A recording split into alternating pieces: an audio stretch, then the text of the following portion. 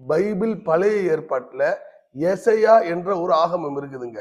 அந்த ஆகமம் வந்து இயேசு கிறிஸ்துவுக்கு முன் வாழ்ந்த ஏசையா என்ற தீர்க்கதரிசிக்கு வழங்கப்பட்டதா நம்பப்படுது கிறிஸ்துவர்களால்.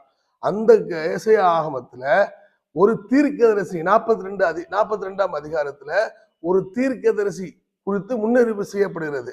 அது யார் என்று நம்ம நல்லா ஆய்வு செஞ்சு பார்த்தோம்னா அது நிச்சயமாக நபிகள் நாயகத்தான் குறிக்குது.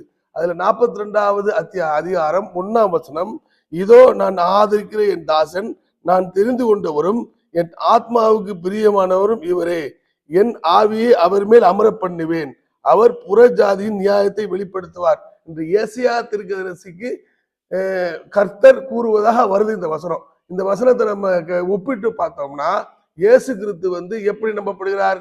கடவுளின் தாசன் என்று நம்பப்படவில்லை. அவர் வந்து கிறிஸ்துவர்களின் அடிப்படை கொள்கையான திரித்துவம், பிதா சுதன் பரிசுத்தாவி, அதன் பிரகாரம் இயேசு கிறிஸ்து வந்து கடவுளின் மகன் என்று நம்பப்படுகிறார். ஆனா நபிகள் நாயகத்தை பொறுத்தவரை அவர் நபிகள் நாயகத்தை கடவுளின் மகன் என்றோ இறைவனின் புதல்வர் என்றோ எந்த காலத்திலும் இஸ்லாமியர்கள் சொல்லல. அதுபோக நபிகள் நாயகம் அவர்களே என்னை வந்து இயேசு கிறிஸ்துவை எப்படி கிறிஸ்துவர்கள் வரம்பு மீறி புகழ்ந்தாங்களோ அது மாதிரி என்னை புகழ்ந்து விடாதீங்க, என்னை நீங்கள் சொல்லுவதா இருந்தா அல்லாஹ்வின் அடிமை என்று சொல்லுங்க. அப்ப இது வந்து என் தாசன் என்று வருகிறது அல்லவா, அது வந்து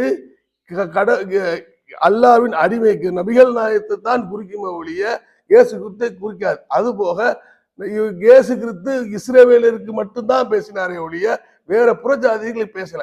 இந்த வசனத்துல இறுதியா வந்து அவர் புறஜாதிகளின் நியாயத்தை வெளிப்படுத்துவான்றது. நபிகள் நாயகம் எல்லா மனிதர்களுக்கும் எல்லா குலத்தவர்களுக்குமான தீர்க்கதரிசனம் உரைத்தாரு, எல்லா குலத்திற்குள்ளவருக்கும் நீதியை வழங்கினாரு.